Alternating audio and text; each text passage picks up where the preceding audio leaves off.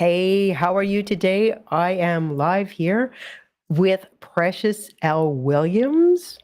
She is going to be speaking at the Breakthrough with Media Summit next week, all about pitching. And I just wanted to get on and do a live with Precious just to give you a taste of not just the power that this woman emanates, but the brilliance behind what it is she does with pitching and why pitching is so important for all of us. Just backing up a little bit, as I said, she's going to be speaking at the Breakthrough with Media Summit next week, which kicks off on Tuesday, June the 14th and runs through the 16th. And this is going to be a live 3-day virtual event for entrepreneurs, authors, changemakers, coaches. And we have together for this event 20 industry experts who are bringing all of their expert knowledge and strategy to this event to help you start leveling up your business and your positioning with media, with speaking, with publicity, with PR, and all of the different elements involved, including pitching, which is key to it all.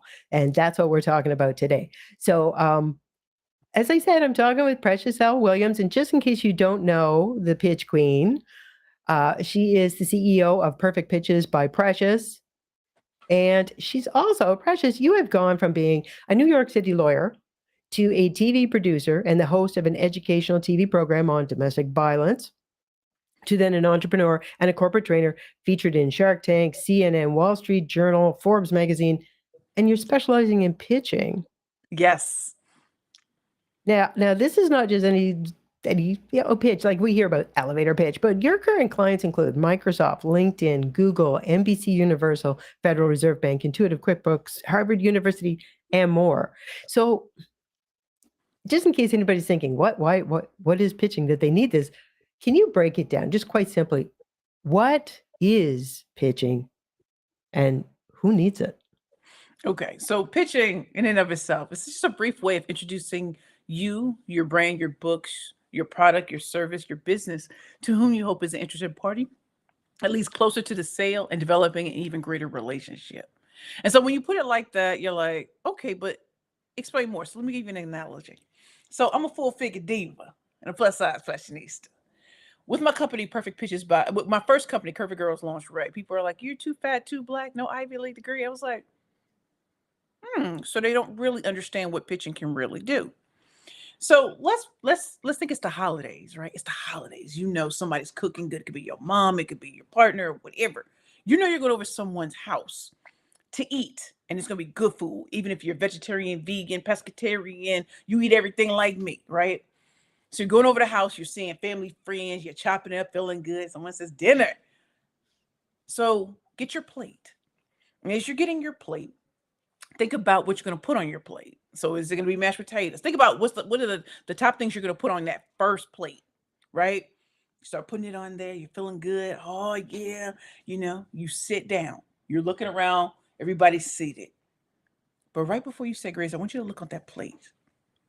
That plate usually is the best representation of what you want to taste first, what you want to eat. But it also represents you, your network, your skill set, your ability, your talent, everything that makes you you. More of your network, more of the people who have a say in your life or blessing you, your angels. It is everything that you are and so much more. Now, after you say grace and you put that first fork or spoon in, whatever you put it in, put it to your lips and close your eyes. What's the first, that taste? That is the pitch. So out of that big plate of delicious food, a pitch is a juicy morsel. It's a taste of more to come. And if you do your pitch right, people only need a bite, bite, bite, bite, bite. Too often we give the full meal and no one's entitled to that. So with the pitch, that first taste is going to make them want to taste a little bit more. So whether you have a book which introduces them to how great of a writer or how talented you are, what you do, or you have a webinar or a seminar or a conference or a program, that first taste of you can lead to so much more. That's why you don't need to tell everybody everything that you do. So when you're in front of a particular audience, what's going to give them a taste, an enticement to make them want to taste a little bit more, want to come a little bit more, want to purchase this, that, and that, and that, because now you've earned their trust. They're going to go with everything you have. But it all starts with that first fork or spoon. And that is why you don't give up everything in the beginning. It's just But a taste. how, I mean, for the average person who has to figure out, and I want to ask you that as well. Does the average business person need a pitch? I mean, I'm thinking the First of answer all, is yes. everyone needs a pitch. First, everybody. And I know that this is a breakthrough in media, so we're focused more on media. But everyone needs a pitch, right? There's the elevator, the media, the investor, the sales, the speaker, and the interview pitch. Yeah. Everyone needs a pitch, even if you're 14 years old. Because what you want is when you talk or when you put something else out there about yourself that people are listening, that they want to pay attention, that you are positing that you're the only choice that matters. So if you're interviewing for a position and they got 5 people, you're the only one that matters, which means you can't say what everybody else is saying and think that you're not going to be treated like average, random, and ordinary. When you think about how are you selling yourself, are you using the words that everybody else is using? Then you're average. You have to find a way that truly stands out. And that's why that taste has to be juicy. You start off with a question, a startling statistic, or a quote instead of your name and the name of your company. No one cares until you give them a reason to care. And that's why it's important that when you're meeting with people, what are some of the most common challenges, and come at it with a different way. So for me, I love teaching like the media pitches that'll make you rich. Like, if you can get the media interested in you, it can't be 5 paragraphs. No. You want to give them a little taste, and your name and the name of your company can come later. It doesn't come in the beginning. What you want to do is grab their attention and interrupt the pattern of boring. And that's why I wrote my books, Bad Bitches and Power Pitches, for women entrepreneurs and speakers only. That title alone is polarizing. Some people ran to it because they wanted it. And then some people were like, eh. But when Forbes Magazine reviewed it, did y'all hear that? For earned media. They reviewed it. Billboard in Times Square. Then big companies started buying it. They weren't worried about the title because I'm a 13-time national champion. So it was really going to be on the art and science of pitching from a psychological perspective and not just simply from prompts. So Bad Bitches and Power Pitches, that title. And then when people say, oh, no one's going to buy it, when people started buying, now they have fear of missing out. What did I miss? It was written for women. Then men started buying. What are they learning in that? Baby, everything is a pitch. That's why it's something you do every day. When you add strategy, cunning, and precision to it, now you're playing with the big boys and the big girls. So put on your big girl panties because we going in. Oh, yeah, absolutely. I mean, as you say, in the Media Breakthrough with Media Summit, we're going to be talking about media, but also about speaking opportunities as well. And I mean, I'm a podcast host. We're talking to TV producers. We're talking to event producers. Everybody. Yeah, we all receive pitches, good and bad, all the time. And you are right. You've got to interrupt, because if it's just another, I'll be on your show. Next, you did not tell me why I need you. And you didn't get an Ariana Grande thank you next. It was just like, next. Yeah, under my breath. I think that's why it's important that when you like how you even introduce yourself. So, when you're saying I'm a 13-time national champion, Forbes, CNN, like Wall Street Journal, movies, documentaries, all of that matters because the right people are listening for that. And just so y'all know, I'm Black on both sides. There's nothing ambiguous about me. I don't have green eyes. I don't have a Brazilian butt lift. I don't have 6-pack abs. And yet, I'm the best at what I do. You don't get into these companies by being half butt about it. You have to be great. And so even with those companies, they needed help with their sales teams. They might have needed ways of teaching interns how to introduce themselves so they stay top of mind. What if you're an attorney? How do you build a book of business if no one ever taught you how to? How do you attract and close media or your prospects with ease and turn them into not just clients, repeat clients and customers? That is what you're going to learn in this summit. And so while we're talking about media, these are some things you can utilize in other aspects of your business. I've been on podcasts. I've been in interviews. I've like anything with the media, from radio to television to streaming services. In fact, I just shot a new television show on the West Coast for entrepreneurs. No, it's not Shark Tank. What is but it? there's room for so many shows that deal with entrepreneurship. So if I've been able to do it, and I came from no connections, I didn't grow up with money, but I understand pitching and where it can take you.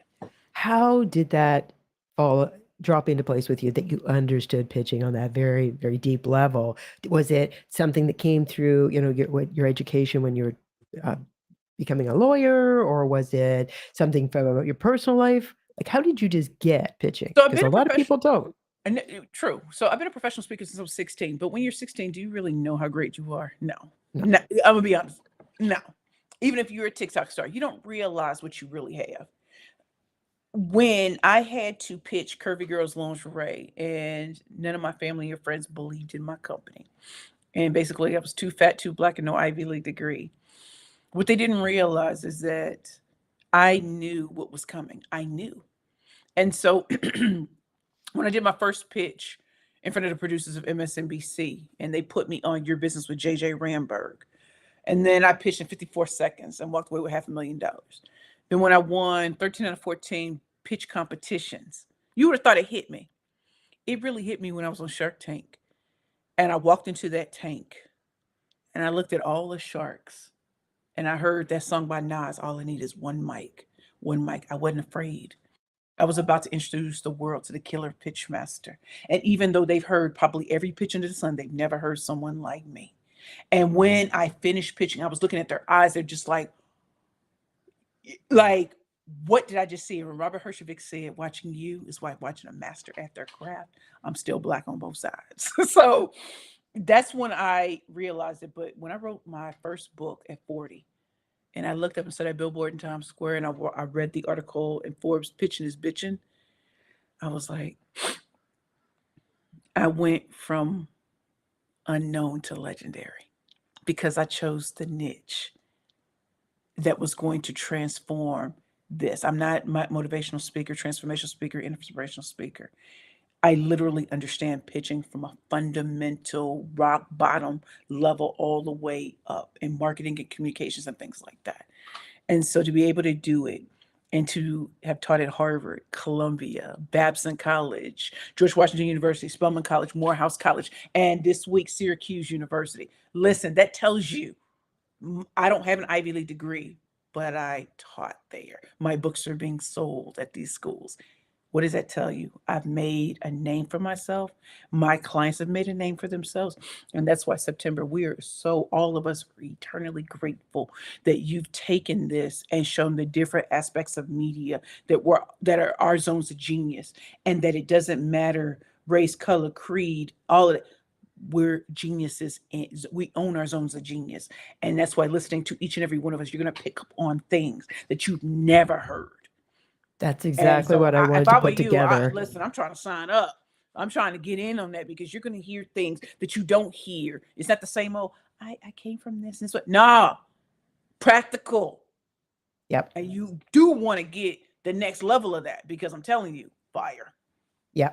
And that was what I really wanted, was to, as you said, get that whole spectrum, so that not every one of the 20 sessions are going to necessarily be the one that like lights you up, and that's the one for me.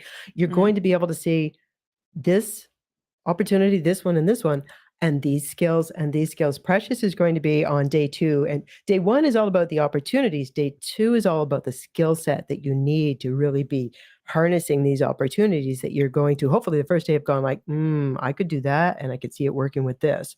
And then come on day 2, where you're going to get some really deep understanding of, oh, this is what I need, and pitching. Everything. If you want to be, because it's all earned media, getting on someone else's stage in front of their audience, get on someone else's TV show, get on someone else's podcast, get in And look someone's at where it could magazine. take you. You think one podcast, no, no, no, no, no. Leveraging all of these will put you in front of people you never thought would know you or pay attention to you. I never thought that pitching would take me onto television shows, would, you know, bless my writing skills, would have me, in media, being on all these things, but and also watching my clients succeed because I can do whatever. But when your clients succeed doing it and you're teaching and training people how it's really done, that's why you got to come to the first, second, come through. because you're going to learn some things you have never heard and that you can incorporate, and you have the right teachers in the room. So September, thank you. Queen September, thank you so much, because I don't think they're ready, though. I don't think they're ready. Yeah, I am just thrilled. I mean, it is 1 week and 1 day away before we kick off. And still lots of stuff to be doing, lots of preparation for the big kickoff. Yeah, I'm sure. I'm sure. But I am so excited because the fact that there are just so many entrepreneurs out there, entrepreneurs, coaches, authors, who, like you said, maybe are starting from unknown. But if you know what you're doing, if you know the doors to knock on with the pitch, with the preparation that you need, you can transform your business. You can totally change the position you're in. And I'm not saying you're going to get on a billboard in Times Square like Precious did with her last book, Bad Bitches with Power Pitches. Love that title. But you got to decide where it is you're going and then figure out the people and the tools you need to be working with to get there.